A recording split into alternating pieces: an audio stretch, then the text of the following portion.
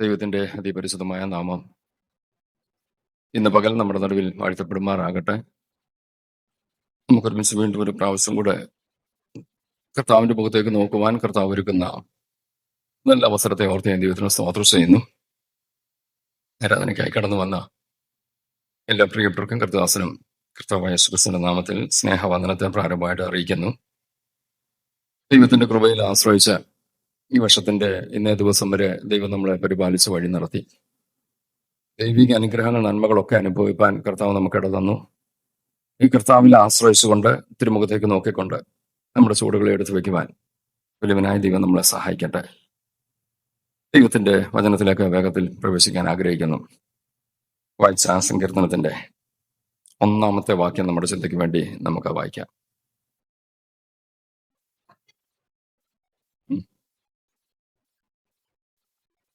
മതി.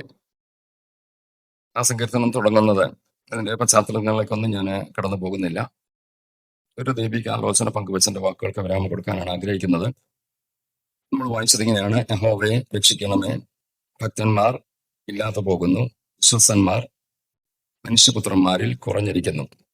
രണ്ട് ഗ്രൂപ്പുകൾ അല്ലെങ്കിൽ രണ്ട് വ്യക്തികളെ കുറിച്ച് പറയുകയാണ്: ഭക്തന്മാർ, വിശ്വസ്തന്മാർ. കാലം അതിന്റെ അന്ത്യത്തിലേക്ക് വരുമ്പോൾ കുറഞ്ഞുകൊണ്ടിരിക്കുന്ന, ഇല്ലാതാകുന്ന രണ്ട് സ്വഭാവങ്ങൾ അവിടെ എഴുതിയിരിക്കുകയാണ്. ഭക്തന്മാർ ഇല്ലാതെ പോകുന്നു, അടുത്തത് വിശ്വസ്തന്മാർ കുറഞ്ഞിരിക്കുന്നു. ഭക്തന്മാരുടെ ഇല്ലായ്മ, വിശ്വസ്തന്മാരുടെ കുറവ്. കാലഘട്ടം നേരിടുന്ന വെല്ലുവിളി ഇതാണ്. ഏതോ ഒരു കാലഘട്ടത്തിലും ഇത് തീർമാനമായിട്ട് സംഭവിച്ചുകൊണ്ടിരിക്കുന്ന ഒരു കാര്യമാണ്. നമുക്കറിയാം, ദാവീദ് ഈ സങ്കീർത്തനം എഴുതിയ കാലഘട്ടത്തിൽ പോലും ഭക്തന്മാർ കുറവാണ്, വിശ്വസ്തന്മാർ ഇല്ലാതാവുക. ഈ ഒരു കാലഘട്ടം അങ്ങനെയെങ്കിൽ ഓർക്കണം, ലോകം അതിന്റെ അന്ത്യത്തിലേക്ക് അടുക്കുമ്പോൾ ഇതിന്റെ നമ്പർ കൂടിക്കൊണ്ടിരിക്കും. ഭക്തന്മാർ ഇല്ലാതാകുന്നു, വിശ്വസ്തന്മാർ. എന്നാൽ ഇതിന്റെ നടുവിൽ ഒരു ദൈവബോധത്തിൽ പറയണം: ഭക്തനായി നിൽപ്പാൻ, വിശ്വസനായി നിൽപ്പാൻ എനിക്ക് കൃപ തരണമേ. ഞാൻ ഇതോട് ചേർത്തൊരു ചിന്തയോടെ പറയാം. കുറവ് സംഭവിക്കുമ്പോൾ ഉണ്ടാകുന്നത് അതിന് ഡിമാൻഡ് കൂടുക. നമുക്കറിയാമല്ലോ, ചില കാർഷിക വിളകളെ കുറിച്ചൊക്കെ നമ്മൾ പറയുമല്ലോ, ഈ വർഷം കുരുമുളകിന് ഭയങ്കര വിലയാണ്. ഈ വർഷത്തെ ഞാനൊരു ഉദാഹരണം പറഞ്ഞതാണ്. എന്തുകൊണ്ടാണ് കുരുമുളകിന് വിലയായത്? ചില വർഷം കുറവായോണ്ട. ചില സാധനങ്ങളൊക്കെ സംബന്ധിച്ചില്ല, ഈ വർഷം ഒട്ടും വിലയില്ല. കാരണം സപ്ലൈ കൂടുതലാണ്. ഡിമാൻഡ് കുറയുമ്പോൾ, സപ്ലൈ കുറയുമ്പോൾ ഡിമാൻഡ് കൂടും, വില കൂടും. അങ്ങനെയെങ്കിൽ ഈ കാലഘട്ടത്തെ നമ്മൾ നോക്കിക്കൊണ്ട് പറയണം: ഭക്തന്മാർ ഇല്ലാതെ പോകുന്ന ഒരു കാലഘട്ടം, വിശ്വസ്തന്മാർ കുറയുന്ന ഒരു കാലഘട്ടം. അങ്ങനെയെങ്കിൽ ഭക്തനായി, വിശ്വസനായി നിന്നാൽ എന്റെ ഡിമാൻഡ് കൂടും. മനുഷ്യന്റെ മുമ്പിൽ മാത്രമല്ല, ദൈവത്തിന് മുമ്പിലും. ഓർക്കണം, ദൈവം നോക്കുന്നത് വിശ്വസ്തന്മാരെയാ, ദൈവം നോക്കുന്നത് ഭക്തന്മാരെയാ. ഇതുകൊണ്ട് ദൈവത്തിന് എന്തെങ്കിലും നേട്ടം ഉണ്ടാക്കാനല്ല. ഞാൻ ഭക്തനായി ഇരുന്നാൽ ദൈവത്തിനല്ല പ്രയോജനം, എനിക്കാ പ്രയോജനം. ഞാൻ വിശ്വസനായി ഇരുന്നാൽ എനിക്കാണ് പ്രയോജനം. ഈ ബോധ്യം നമുക്കുണ്ടാകണം. നമുക്ക് ദൈവത്തോട് പറയണം: കർത്താവേ, ഒരു ഭക്തനായി, വിശ്വസനായി ജീവിക്കാനുള്ള കൃപ എനിക്ക് തരണമേ. രണ്ട് ഭാഗത്തു നിന്ന് ഒത്തിരി ചിന്തകൾ പറയാനുണ്ടെങ്കിലും ഒരു ഭാഗം മാത്രം പറഞ്ഞിട്ട് വാക്യം അവസാനിപ്പിക്കാൻ ആഗ്രഹിക്കുകയാണ്. വിശ്വസ്തന്മാർ കുറയുന്ന കാലഘട്ടം. വിശ്വസ്തരായി നിൽപ്പാൻ കർത്താവെ ഞങ്ങളെ സഹായിക്കണമേ. നമുക്ക് ദൈവത്തോടെ പ്രാർത്ഥിക്കും. 1-2 വാക്യങ്ങൾ ഞാൻ വേഗത്തിൽ ഓർപ്പിച്ച് ഒരു നീണ്ട പ്രഭാഷണത്തിന് പോകുന്നില്ല. ഒരു ചെറിയ ചിന്ത മാത്രം വെച്ചിന്റെ വാക്ക് അവസാനിപ്പിക്കാം.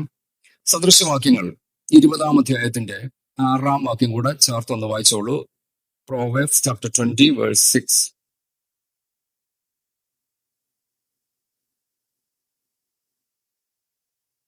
മിക്ക മനുഷ്യരും തങ്ങളോട് ദയാലുവായ ഒരുത്തനെ കാണും, എന്നാൽ വിശ്വസ്തനായ ഒരുത്തനെ ആർ?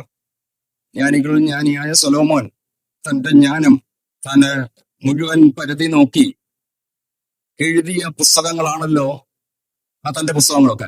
അതിൽ സദൃശവാക്യത്തെ പറഞ്ഞൊരു പ്രത്യേക പദമാണ് നമ്മൾ വായിച്ചത്. വായിച്ചോളൂ ഒരിക്കൽ കൂടെ വാക്യം തന്നെ. മിക്ക മനുഷ്യരും ദയാലുവായ ഒരുത്തനെ കാണും എന്നുള്ള ഭാഗം നമ്മൾ ശരിക്കും നിയന്ത്രിക്കണം. ഈ ദയാലു അതിന് കൊടുത്തേക്കുന്ന കൈൻഡ് എന്നാണെന്ന് തോന്നുന്നു. ദയാലുവിനെ തന്നെ കണ്ടെത്താൻ പാടാം. നമ്മൾ പറയത്തില്ല മനുഷ്യന് ദയയില്ല. ഒരു ദിവസം മാധ്യമങ്ങൾ വാർത്തകളൊക്കെ വായിക്കാൻ ഓർത്തില്ല, മനുഷ്യന് ദയയില്ലാത്ത പ്രവർത്തികളല്ലേ ചെയ്യുന്നത്. അങ്ങനെയെങ്കിൽ ദയാലുവിനെ പോലും കാണാൻ പ്രയാസം. പക്ഷെങ്കിൽ വചനം പറയുന്നു ദയാലുവിനെ ഒരുപക്ഷെ കണ്ടേക്കാം, ആരെ കാണാനാ പാട്? അങ്ങനെയെങ്കിൽ ആർക്കാ ഡിമാൻഡ്? ദയാലുവിനേക്കാൾ ഡിമാൻഡ് വിശ്വസനമുണ്ട്. അങ്ങനെയെങ്കിൽ ഞാൻ വീട്ടിൽ പറഞ്ഞോട്ടെ, ഒരു വിശ്വസനായിട്ട് നിൽക്കാമോ? ലോകം പറയുമായിരിക്കും അവൻ പോഷന. ഈ കാലത്ത് ഇത്തരം മനുഷ്യരുണ്ടോ? അത്രയ്ക്ക് വിശ്വസയുടെ ആവശ്യമുണ്ടോ? പക്ഷെങ്കിൽ നിങ്ങൾ അറിയാതെ നിങ്ങളുടെ വില കൂടുക. വിശ്വസ്തന്മാരെ കണ്ടു കിട്ടാനില്ലാത്തൊരു കാലഘട്ടത്തിൽ വിശ്വസനായി നിൽക്കാമോ? ലോകം ആദരിക്കും, ഉപരി ദൈവം മാനിക്കും. കാരണം ദൈവത്തിന് വേണ്ടത്, മനുഷ്യനും വേണ്ടത് ആരെയാണ്? നമുക്കറിയാമല്ലോ, ചില ജോലിക്ക് വേണ്ടി ആൾക്കാരെ വിളിക്കുമ്പോൾ നമ്മൾ പറയാറുള്ള ഒരു സാധാരണ ഒരു വാക്കുണ്ടല്ലോ, ഇന്ന് കാലത്ത് വിശ്വസന്മാരെ കിട്ടാൻ വലിയ പാടാ. ഞാൻ പറഞ്ഞോട്ടെ, അതിനിടയ്ക്ക് വിശ്വസനാകാമോ? നിങ്ങൾ സ്പെഷ്യലാണ്. ദൈവത്തോടൊന്ന് പ്രാർത്ഥിച്ചിട്ട് വാക്കില്, പ്രവൃത്തിയില്, ജീവിതത്തിൽ, നമ്മുടെ ജീവിതത്തിന്റെ സമസ്ത മേഖലകളിലും മനുഷ്യനോടും ദൈവത്തോടും വിശ്വാസമായിട്ട് ജീവിക്കാൻ കഴിഞ്ഞാൽ അതാണ് നമ്മുടെ ജീവിതത്തിന്റെ ധന്യത.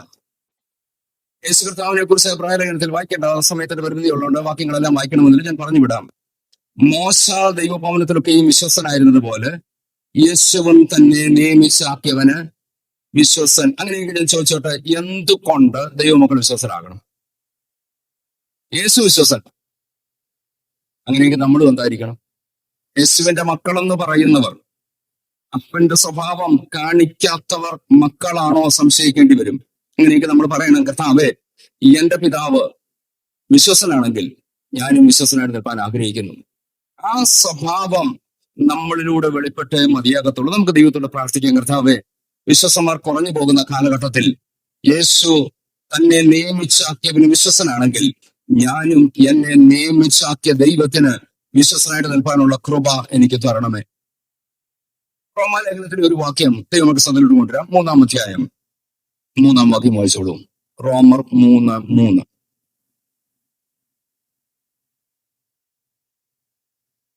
ചിലർ വിശ്വസിച്ചില്ല എങ്കിൽ അവരുടെ അവിശ്വാസത്താൽ ദൈവത്തിന്റെ വിശ്വസതയ്ക്ക് ഭംഗം വരുമോ? ഇംഗ്ലീഷ് ബൈബിൾ ആരുടെയും കൈവശമുണ്ടെങ്കിൽ ആ വാക്യം ഒന്ന് വായിക്കാമോ? Romance chapter 3 verse 3. നിങ്ങളുടെയൊക്കെ ഉണ്ടെങ്കിൽ ഉണ്ടോ? മുന്നിലുണ്ടോ? വായിച്ചോളൂ.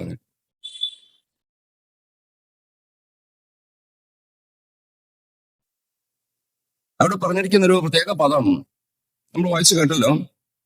ചിലർ വിശ്വസിച്ചില്ല എങ്കിലും അവരുടെ അവിശ്വാസത്താൽ ദൈവത്തിന്റെ വിശ്വസ്തതയ്ക്ക് നീക്കം വരുമോ? ദൈവം പറയുന്നതെല്ലാം ചിലപ്പോൾ നമ്മൾ വിശ്വസിച്ചെന്ന് വരത്തില്ല. നമ്മുടെ ബുദ്ധിക്ക് നിരക്കാത്തത്, വിശ്വസിക്കാൻ കഴിയാത്തത് പലതും വരും. ഞാൻ വിശ്വസിച്ചില്ലെന്നും കണ്ട് ദൈവത്തിന്റെ വിശ്വസ്തത ദൈവം മാറ്റത്തില്ല. അനേക ഉദാഹരണങ്ങളുണ്ട്. ഒരെണ്ണം മാത്രം പറയുമ്പോൾ ഏകദേശം ആശയം മനസ്സിലാകും.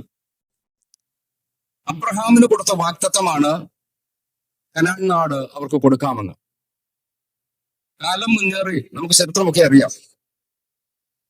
ദൈവത്തിന്റെ വാഗ്ദത്തത്തിന്റെ നിവൃത്തിയായപ്പോൾ മോശയുടെ നേതൃത്വത്തിൽ അവർ മിസ്രൈമിൽ നിന്ന് പുറപ്പെട്ടു പോന്നു. കാദേശ് പറഞ്ഞു നിന്ന് ദേശം ഒറ്റ നോക്കുവാൻ പോയി. 11 ദിവസത്തെ വഴി ദൂരം യാത്ര ചെയ്ത് ദേശം ഒറ്റുനോക്കി മടങ്ങി വന്ന 12 ഗോത്രപ്രഭുക്കന്മാർ തെരഞ്ഞെടുക്കപ്പെട്ട ലീഡേഴ്സിൽ 10 പേർ കൊടുത്ത റിപ്പോർട്ടുണ്ടോ? നമുക്ക് ഈ ദേശം പറ്റത്തില്ല. 2 പേര് പറഞ്ഞോ നമുക്ക് പറ്റും. അങ്ങനെയെങ്കിൽ നോർമൽ കേസിൽ ഭൂരിപക്ഷ അഭിപ്രായമാണ് മാനിക്കേണ്ടത്. പക്ഷെങ്കിൽ അവിടെ എഴുതിയിരിക്കുന്ന ചിലരുടെ ആ വാക്യം ഒന്നുകൂടെ വായിക്കാമോ? ചിലർ വിശ്വസിച്ചില്ല എങ്കിലും അവരുടെ അവിശ്വാസത്താൽ ദൈവത്തിന്റെ വിശ്വാസതയ്ക്ക്.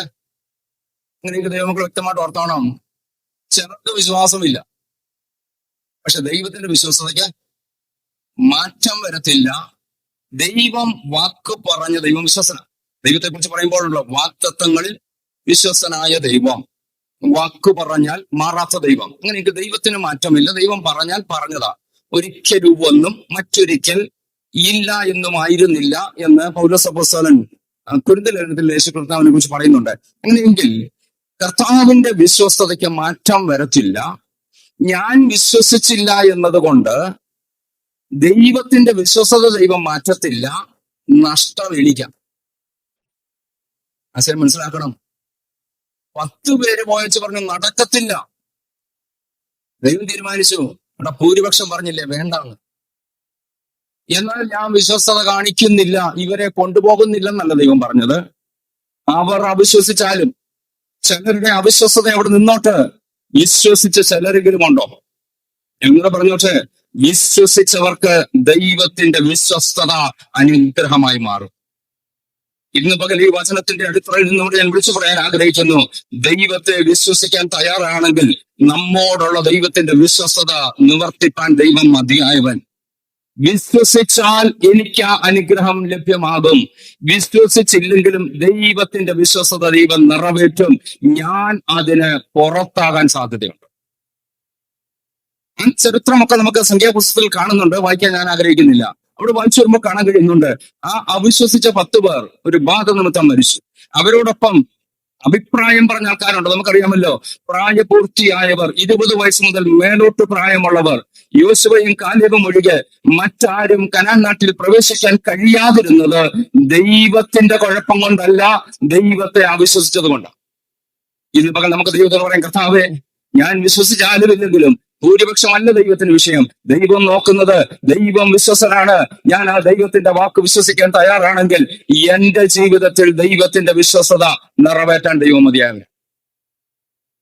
നമുക്ക് ചെറിയ ഗ്രൂപ്പിനോടൊപ്പമാകാൻ ദൈവത്തോടൊന്ന് പ്രാർത്ഥിക്കാം. കർത്താവേ, സാഹചര്യം കണ്ടുകൊണ്ടല്ല, ചുറ്റുപാടുകൾ കണ്ടുകൊണ്ടല്ല, മുമ്പിലോട്ടുള്ള പല വാർത്തകൾ കേട്ടുകൊണ്ടല്ല ഞാൻ ദൈവത്തിൽ വിശ്വസിക്കുന്നത്.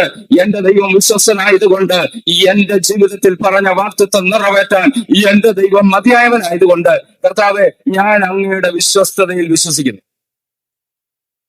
Yes, hallelujah.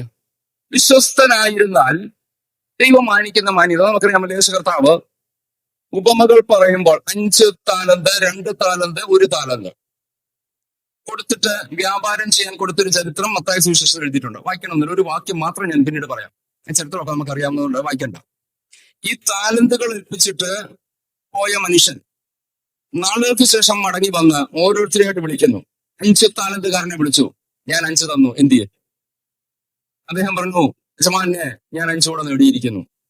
2 താലന്തുകാരനെ വിളിച്ചു. അവൻ പറഞ്ഞു, യജമാനെ, ഞാൻ 2 കൂടെ നേടിയിരിക്കുന്നു. 1 താലന്തുകാരനെ വിളിച്ചപ്പോൾ അവൻ പറഞ്ഞു, ഞാനിത് ഒഴിച്ചിട്ടു. ഇവരെ വിളിച്ച വിളി, ആ വാക്യം ഒന്ന് വായിക്കാമോ? 25-ാം അധ്യായം എടുത്ത് ഒരു വാക്യം മാത്രം മതി. മത്തായി സുവിശേഷം 25-ാം അധ്യായത്തിന്റെ 21-ാം വാക്യം വായിച്ചോളൂ.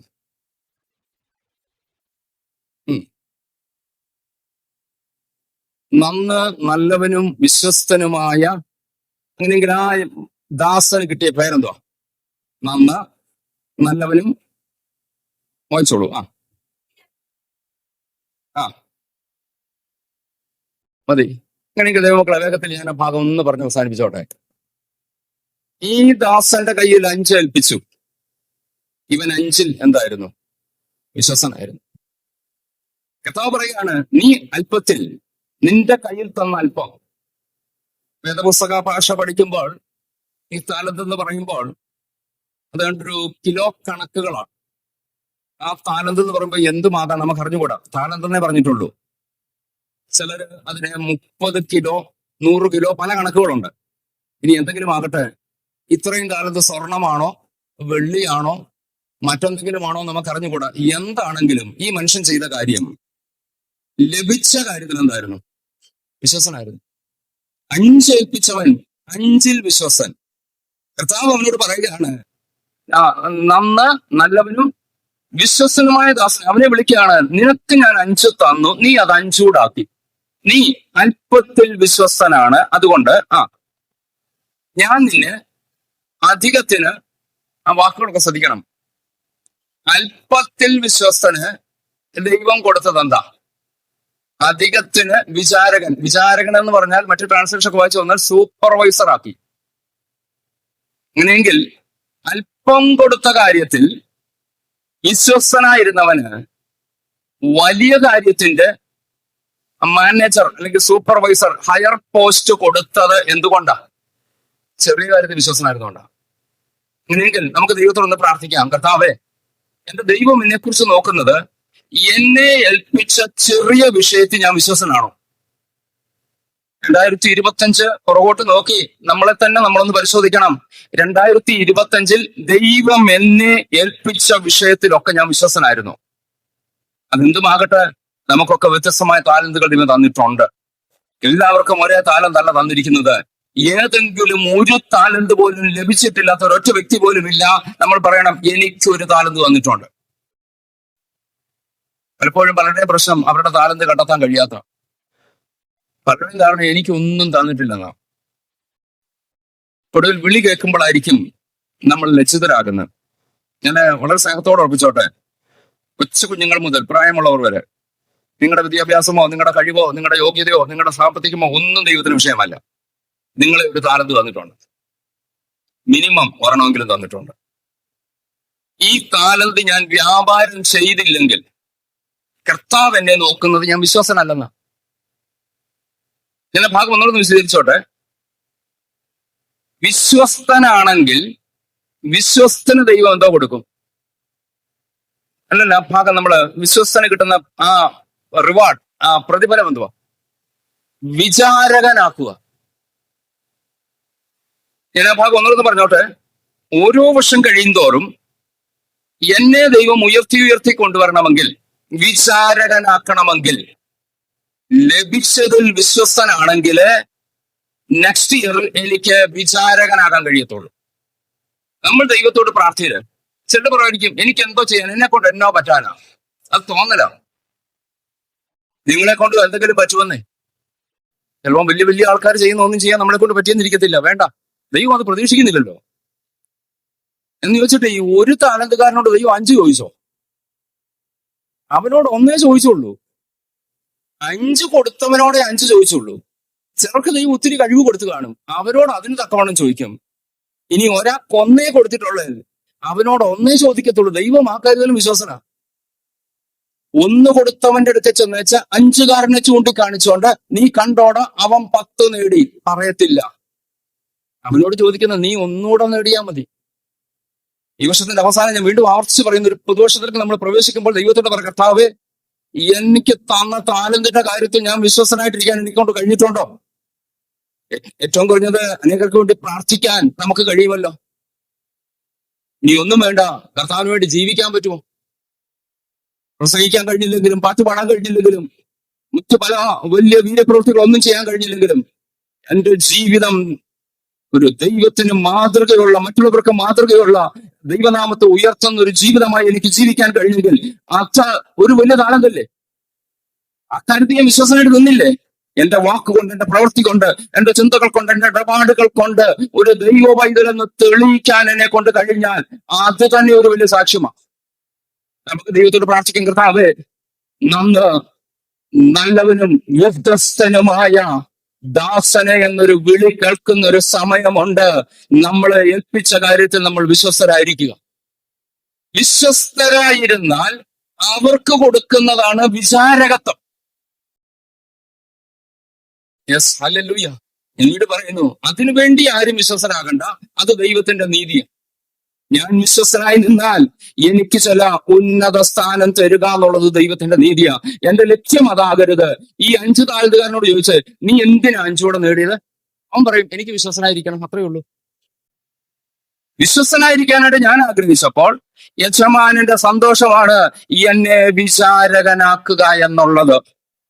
ഇന്ന് പകൽ ദൈവമക്കൾ ഞാൻ വീണ്ടും ആവർത്തിച്ച് പറഞ്ഞോട്ടെ, യജമാനന് ചിലരെ വിചാരകനാക്കാൻ ആഗ്രഹമുണ്ട്. നമുക്ക് ദൈവത്തോട് പറയാം, കർത്താവേ, ഏൽപ്പിച്ച വിഷയത്തിൽ വിശ്വസ്തരായിരിക്കാൻ എന്നെ സഹായിക്കണമേ. നമ്മൾ ദൈവത്തിൽ നിന്ന്, ദൈവം നമ്മളിൽ നിന്ന് ആഗ്രഹിക്കുന്നതാണ് നമ്മുടെ വിശ്വസ്തത. ലഭിച്ചൊരു കർത്താസം പറഞ്ഞൊരു വാക്യം ഇങ്ങനെ ഓർക്കുന്നുണ്ട്, നല്ലവനും മിടുക്കനുമായ ദാസനെ എന്ന് കർത്താവ് വിളിച്ചില്ല. ലോകം വിളിക്കുവാണെങ്കിൽ എന്താ വിളിച്ചാനെ? വെൽ ഡൺ, മിടുക്കൻ, കൊള്ളാം. കാരണം ഇവൻ ഡബിൾ ആക്കി. ദൈവത്തിന് മിടുക്കന്മാരെയല്ലേ വേണ്ടത്? ദൈവത്തിന് വേണ്ടത് ആരെയാ? വിശ്വസന്മാരെ, വിശ്വസ്തനെ ദൈവം എടുക്കാനാക്കിക്കോളും. നമ്മുടെ കഴിവ് കൊണ്ട്, നമ്മുടെ ചില കുൽസിത പ്രവർത്തികൾ കൊണ്ട് നമ്മൾ വലിയവരാകാൻ ശ്രമിക്കേണ്ട. വിശ്വസ്തരായ നിന്നാ മതി, ബാക്കി കാര്യം ദൈവം നോക്കിക്കോളും. ഒരിക്കലൊരു രാജാവ് തന്റെ ആ രാജ്യത്ത് ധനകാര്യം കൈകാര്യം ചെയ്യാൻ ഒരു വ്യക്തിയെ തനിക്ക് ആവശ്യമുണ്ട്. മന്ത്രിയെ ആവശ്യപ്പെട്ടു. ഒരു പക്ഷെ ഒരു ഇത് പലയിടത്ത് കേട്ട് കാണും, എങ്കിലും ഇതുമായിട്ട് മാച്ച് ആകുന്നത് ഞാനൊന്ന് എടുത്തു വെക്കാൻ ആഗ്രഹിക്കുക. ഞാനൊരു ചട്ടി നിറച്ച് വിത്തുകൾ കൊടുത്ത് പലരെയും വിളിച്ചിട്ട് പറഞ്ഞു, നിങ്ങൾ ഇത് കൊണ്ട് കുഴിച്ചിട. 4 മാസം കഴിഞ്ഞാൽ, വേഗത്തിൽ കിടക്കുന്നതാണ്, 4 മാസം കൊണ്ട് ഇത് വിളഞ്ഞ് ഫലമാകും. 4 മാസം കഴിഞ്ഞ് ഫലവുമായി എന്റെ അടുക്കൽ വരണം. ഈ കിട്ടിയവരെല്ലാം സന്തോഷത്തോടെ ഈ വിത്തും കൊണ്ട് വീട്ടിൽ പോയി. അവർ ചട്ടിയിൽ നിന്ന് മാറ്റിയിട്ടു, വെള്ളം ഒഴിച്ചു, വളമിട്ടു. ഏതാണ്ട് 5 പേരെ ആണ് കൊടുത്തു വിട്ടത്. 4-ാം മാസം 5 പേരും രാജാവിന്റെ അടുക്കലെത്തി. 4 പേരുടെയും ആ ചട്ടി നിറച്ചും കായ്കൾ നിറഞ്ഞു നിൽക്കുന്നു. പച്ചക്കറികൾ, വെണ്ടയ്ക്ക, പാവയ്ക്ക, എന്തെങ്കിലുമൊക്കെ ആകട്ടെ, നിറച്ചും ഫലവൃക്ഷമായിട്ട് 4 പേര് വന്നപ്പം ഒരുത്തന്റെ പാത്രത്തിൽ ഒന്നുമില്ല. ആദ്യത്തെ 4 പേരും ഓരോരുത്തരായിട്ട് വന്നു പറഞ്ഞു, രാജാവേ, അങ്ങ് തന്ന വിത്ത് ഞങ്ങൾ കുഴിച്ചിട്ടു, വളമിട്ടു, വെള്ളമൊഴിച്ചു, പരിചരിച്ചു, ഇതാ ഫലം. രാജാവ് ഈ 4 പേരെ മാറ്റി നിർത്തിച്ച് 5-ാമനോട് ചോദിച്ചു, നിനക്കെന്തോ പറ്റി? അവൻ പറഞ്ഞു, രാജാവേ, ഞാനും വെള്ളമൊഴിച്ചു, വളമിട്ടു, വെയിലത്ത് വെച്ചു, മാറ്റി മാറ്റി വെച്ച് നോക്കി, ഇത് കിളിർത്തില്ല. രാജാവ് പറഞ്ഞു, ഈ 5-ാമനെ ഞാൻ മന്ത്രിയായി തെരഞ്ഞെടുത്തു. കർത്താർക്കെല്ലാം അത്ഭുതം. അത് കിളിർപ്പിച്ച് ഫലവും കൊണ്ട് വന്നവർക്ക് കൊടുക്കാത്ത സ്ഥാനം വെറും കൈയായി വന്നവൻ എന്തുകൊണ്ട് കൊടുത്തു? രാജാവ് പറഞ്ഞൊരു വാക്കുണ്ട്, ഞാൻ തന്ന വിത്തുകൾ ഒന്നും കിളിർക്കുന്നതല്ല. ഞാനിത് വെള്ളത്തിലിട്ട് തിളപ്പിച്ച് തന്ന വിത്ത, ഈ വിത്തൊന്നും കിളിർക്കുന്നതല്ല. ഈ 4 പേരും കൊണ്ടുവന്നത് മറ്റേതോ വിത്ത. ഞാൻ കൊടുത്ത വിത്തും കൊണ്ട് വന്നത് ഈ 5-ാമന. അവൻ വിശ്വസ്തനായിരുന്നു. അടുത്ത വാക്കൂടെ പറഞ്ഞോട്ടെ, അവൻ മിടുക്കനല്ലായിരുന്നു, പക്ഷെങ്കിൽ അവൻ കർത്താവിന് വേണ്ടതാരെ. ബാക്കി 4 പേരെ നമ്മൾ എന്താ പറയും? മിടുക്കന്മാരാ. എങ്ങനെയാണല്ലോ ഒരു കാര്യം, അവരാ മിടുക്കര് ലോകത്തിന്റെ മുമ്പിൽ. നമുക്ക് ഞാൻ പറഞ്ഞോട്ടെ, കർത്താവിന്റെ മുമ്പിൽ ഇതല്ല വിഷയം. നമ്മൾ വിശ്വസനാണോ? നമ്മളോട് തന്നെ നമ്മൾ ചോദിക്കും, വിശ്വസനാണോ? എന്നോട് പറഞ്ഞോട്ടെ, വിചാരകനാക്കാൻ ദൈവത്തിന് പദ്ധതിയുണ്ട്. പലരെ ഉയർത്താൻ ദൈവത്തിന് പദ്ധതിയുണ്ട്. മാനിക്കാൻ ദൈവത്തിന് പദ്ധതിയുണ്ട്. ഞാൻ ആ വാക്കുകൾ പറയുന്നു, അധികത്തിന്റെ സൂപ്പർവൈസറാക്കാൻ, മാനേജറാക്കാൻ, ഹയർ പോസ്റ്റിൽ എത്തിക്കാൻ എന്റെ ദൈവത്തിന് പദ്ധതിയുണ്ട് എന്ന് ദൈവം നോക്കുന്നു. ഞാൻ വിശ്വസനാണോ? Yes, hallelujah. വിശ്വസ്തരായുള്ള ഗുണം കൂടെ പറഞ്ഞ് വേഗത്തിൽ അവസാനിപ്പിക്കാം. വാക്യത്തിലൂടെ തന്നെ തെളിയിച്ച് എന്റെ വാക്കുകൾ അവസാനിപ്പിക്കാൻ ആഗ്രഹിക്കുന്നു. ദാനിയേലിന്റെ പുസ്തകം 6-ാം അധ്യായത്തിന്റെ 4-ാം വാക്യം. വിശദീകരിക്കുന്നില്ല, വാക്യം വായിക്കുമ്പോൾ തന്നെ ആശയം നമുക്ക് മനസ്സിലാകും. 6-ാം അധ്യായത്തിന്റെ 4-ാം വാക്യം. ആ ആ ആ ദാനിയേലിന് വിരോധമായി കാരണം കണ്ടെത്താൻ അന്വേഷിച്ചു. ആ ആ ആ മതി. അങ്ങനെയെങ്കിൽ ദാനിയേലിനെ കുറിച്ച് പറയുകയാണ്, അവൻ വിശ്വസ്തനായിരുന്നത് കൊണ്ട് ഒരു തെറ്റും കുറ്റവും. അങ്ങനെയെങ്കിൽ ദാനിയേലിനെതിരെ കെണികൾ ഒരുക്കാനായിട്ട് ആ ഓഫീസേഴ്സ്, തന്നോടൊപ്പം ജോലി ചെയ്യുന്നവർ പരിശ്രമിച്ചു. 3 പേരെ തെരഞ്ഞെടുത്തു. മലയാളത്തിൽ 3-രിൽ ഒരുവൻ, ചില ട്രാൻസ്ലേഷൻ കൊടുത്തിരിക്കുന്ന 3-രിൽ പ്രധാനി. അങ്ങനെയെങ്കിൽ ഈ വേറൊരു ദേശത്തു നിന്ന് വന്നവൻ ഇവിടുത്തെ പ്രധാനിയായി. അതാണ് അവരുടെ പ്രശ്നം. ഞങ്ങൾ ബാബിലോണിൽ ജനിച്ചു വളർന്നവർ, ഇവിടുത്തെ സിറ്റിസൺസ്. യെരുശലേമിൽ നിന്ന് വന്നവരാണോ രാജാവ് കഴിഞ്ഞ് അടുത്തവനാകുന്നത്? ഈ ചിന്തയോടുകൂടെ ഇവനെതിരെ കെണികൾ ഒരുക്കാൻ, കുരുക്കൊരുക്കാൻ പദ്ധതി ഇട്ടെങ്കിലും ഇവരെ കൊണ്ട് കഴിയാഞ്ഞതിന്റെ കാരണം എന്നാ? ആ ലാസ്റ്റ് പാട്ട് മാത്രം ഒന്നുകൂടെ വായിച്ചാല്. ആ അവൻ വിശ്വസ്തനായിരുന്നത് കൊണ്ട് ഒരു തെറ്റും കുറ്റവും അവനിൽ കണ്ടെത്തിയില്ല. അങ്ങനെയെങ്കിൽ തെറ്റും കുറ്റവും ദാനിയേലിൽ കണ്ടെത്താൻ കഴിയാതിരുന്നതിന്റെ കാരണം അവൻ വിശ്വസന. നിങ്ങൾ ചോദിച്ചോട്ടെ, വിശ്വസനായിട്ട് ജീവിക്കാമോ? നിനക്കെതിരെ തെറ്റ് കണ്ടെത്താൻ പലരും ശ്രമിക്കും. പക്ഷെ വിശ്വസനായിട്ട് ജീവിക്കാമെങ്കിൽ ഒരു തെറ്റും കുറ്റവും കണ്ടെത്താൻ ഒരുത്തർക്കും കഴിയത്തില്ല. കാരണം ഞാൻ വിശ്വസ്തനായിട്ടാണ് ജീവിക്കുന്നത്. വിശ്വസ്തനായിട്ട് ജീവിക്കുമ്പോൾ എന്നെ പരിപാലിക്കുന്ന, എനിക്ക് ബുദ്ധി പറഞ്ഞു തരുന്ന, ആലോചന തന്ന് എന്നെ വഴി നടത്തുന്ന ഒരു ദൈവമുണ്ട്. ആ ദൈവം എന്നെ ചില കെണികളിൽ നിന്ന് വിടുവിക്കും. നമുക്ക് ദൈവത്തിൽ നിന്ന് പ്രാർത്ഥിക്കാം, കർത്താവ് വിശ്വസ്തരായിട്ട് ജീവിച്ചാൽ എനിക്കെതിരെ ഒരു കുറ്റവും കണ്ടെത്താൻ കഴിയാത്ത രീതിയിൽ ഒരു ജീവിതം നയിപ്പാൻ, വിശ്വസ്തരായി ജീവിപ്പാൻ എനിക്ക് കൃപ തരണമേ. രാജാക്കന്മാരുടെ 2-ാം പുസ്തകത്തിലെ ഒരു വാക്യം കൂടെ ഞാൻ വേഗത്തിൽ ഓർപ്പിക്കാം. 20-ാം അധ്യായത്തിന്റെ 3-ാം വാക്യം കൂടെ ഒന്ന് വായിച്ചോളും. വിശദീകരിക്കേണ്ട ആവശ്യം ഇതൊക്കെ നമുക്ക് അറിയാവുന്ന വിഷയമായതുകൊണ്ട് വേഗത്തിൽ വായിച്ചങ്ങ് പോകാം. 2 രാജാക്കന്മാർ 20:3.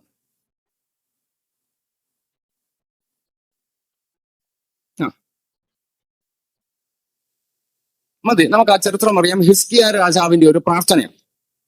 പ്രവാചകൻ വന്നേച്ച് നിന്റെ ദിവസങ്ങൾ എണ്ണപ്പെട്ടിരിക്കുന്നു എന്ന് പറഞ്ഞപ്പോൾ, ഗ്രഹകാര്യം ക്രമത്തിലാക്കുക എന്ന് പറഞ്ഞ് ദൂത് പറഞ്ഞ് പുറത്തേക്ക് പോയപ്പോൾ ചുവരിന് നേരെ തിരിഞ്ഞുകൊണ്ട് ഇദ്ദേഹം ഒരു പ്രാർത്ഥന പ്രാർത്ഥിച്ചു. ആ പ്രാർത്ഥനയിൽ ഒരു വാക്യതാണ്, തിരുമുമ്പാകെ ഞാൻ വിശ്വസ്തമായി ജീവിച്ചു എന്നുള്ളത് ഓർക്കണമേ. നമുക്കറിയാമല്ലോ, ദൂത് പറഞ്ഞ പ്രവാചകൻ ആ മുറ്റം വിടും മുമ്പ് തന്നെ ദൈവത്തിന്റെ ആത്മാവ് അടുത്തൊരു ദൂത് കൊടുത്ത് കയറ്റിവിട്ടേച്ച് പറയുകയാണ്, നിന്റെ പ്രാർത്ഥന കേട്ടു, നിന്റെ ആയുസിനെ ഞാൻ 15 വർഷത്തേക്ക് നീട്ടിയിരിക്കുന്നു. അങ്ങനെയെങ്കിൽ ഞാൻ ചോദിച്ചോട്ടെ, പ്രാർത്ഥന ദൈവം കേട്ട് എന്റെ ചില ആഗ്രഹങ്ങൾ സാധിപ്പിച്ചു തരണമെങ്കിൽ ഞാൻ വിശ്വസ്തനായിരുന്നാൽ എന്റെ പ്രാർത്ഥനയ്ക്ക് മുടക്കമുണ്ടാകത്തില്ല. ദൈവകൃപ. നമുക്ക് ദൈവത്തോടൊന്ന് പ്രാർത്ഥിക്കാം, കർത്താവേ വിശ്വസ്തരായിരുന്നാൽ അവരുടെ പ്രാർത്ഥനയ്ക്ക് ദൈവം മറുപടി കൊടുക്കും, അവന്റെ ആഗ്രഹത്തെ സാധിപ്പിച്ചു കൊടുക്കും. നമുക്ക് ദൈവത്തോട് പ്രാർത്ഥിക്കാം, കർത്താവേ ഈ ദിവസങ്ങളിൽ വിശ്വസ്തനായി നിന്നാൽ എന്റെ പല പ്രാർത്ഥനയ്ക്കും മറുപടി കിട്ടുമല്ലോ. അതിനുള്ള കൃപ എനിക്ക് തരണം കർത്താവേ. ആ രാജാവ് പ്രാർത്ഥിക്കുമ്പോൾ ഓർക്കണം, ഈ പ്രാർത്ഥന ആരോടാ? ദൈവത്തോടാ. മനുഷ്യന്റെ മുമ്പിൽ എന്തും പ്രാർത്ഥിക്കാം, ഒരുപക്ഷെ കേൾക്കുന്നവർ ചിലതൊക്കെ വിശ്വസിച്ചെന്ന് വരാം. എന്നാൽ ഈ പ്രാർത്ഥന നമ്മൾ ഓർക്കണം, ദൈവത്തോട് പറയണം, കർത്താവേ ഞാൻ തിരു മുമ്പിൽ വിശ്വസ്തനായിരുന്നു. ഇത് ആർക്കറിയാം? ദൈവത്തിനറിയാം. നമ്മളിപ്പം പറയാം, കർത്താവെ ഞാൻ വിശ്വസ്തനാണെന്ന് പറയാം. കർത്താവ് പറയാം, ഒരു മിനിറ്റ് ഒന്ന് നിർത്തിക്കാൻ, ഞാനൂടെ ഒന്ന് ചിന്തിക്കട്ടെ. ദൈവത്തിനെല്ലാം അറിയാം. ആ ദൈവത്തോട് അത്ര പ്രാഗൽഭ്യത്തോട് പ്രാർത്ഥിക്കണമെങ്കിൽ ഈ രാജാവ് അതുപോലെ വിശ്വസനായിരുന്നു. നമുക്ക് ദൈവത്തോട് അങ്ങനെ പ്രാർത്ഥിക്കാൻ, കർത്താവേ എന്റെ ഒരു ആപൽഘട്ടത്തിൽ, പ്രതിസന്ധി വേളയിൽ, പ്രശ്നത്തിന്റെ അടുത്ത സ്റ്റെപ്പ് എന്ത് വെക്കണമെന്ന് എനിക്കറിയത്തില്ല കർത്താവേ, ഞാൻ എങ്ങോട്ടാ പോകുന്നത് എനിക്കറിയത്തില്ല. ഈ ഒരു സാഹചര്യത്തിൽ നിങ്ങൾ വിശ്വസ്തരാണോ? ഒരൊറ്റ പ്രാർത്ഥന മതി. ദൈവം ആ എഴുതിയ വിധിയെ മാറ്റി എഴുതിക്കൊണ്ട് പ്രാർത്ഥനയ്ക്ക് മറുപടി നൽകാൻ മതിയായ ദൈവമാണ്. ഇന്ന് പകൽ വിശ്വാസത്തോട് വിളിച്ചു പറ, കർത്താവേ വിശ്വസ്തരായിരിക്കാനുള്ള കൃപ എനിക്ക് കിട്ടണം കർത്താവേ. വിശ്വാസം കിട്ടുന്ന ഒരു ഗുണം കൂടെ വെളിപ്പാട് പുസ്തകം കൂടെ നിർത്താട്ടെ. 2-ാം അധ്യായത്തിന്റെ 10-ാം വാക്യം കൂടെ ഒന്ന് വായിച്ചേ. വിശ്വസ്തരായിരുന്നാൽ ഉള്ള പ്രയോജനം. വെളിപ്പാട് 2:10. ഹിപ്പാനുള്ളത് പേടിക്കണ്ട.